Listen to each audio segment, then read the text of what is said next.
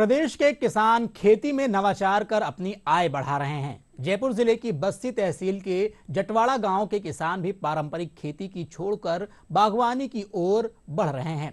यहां के प्रगतिशील किसान रतन चौधरी थाई एप्पल बेर की खेती कर अच्छा मुनाफा कमा रहे हैं। किसान शिवराज चौधरी ने बताया कि थाई एप्पल बेरी की खेती में कम पानी से अच्छी पैदावार होती है।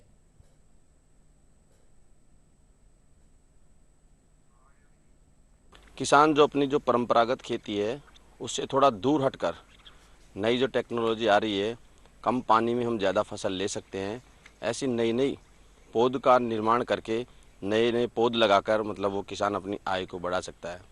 जैसे अब ये थाई एप्पल बेर है, आंवले हैं, अनेक प्रकार की फसलें होती है, वो करके किसान अपनी आय को दूना कर सकता है।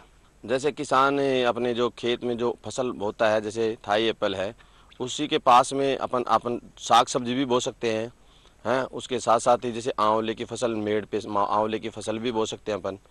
ये सहायक फसल के रूप में हो जाती है।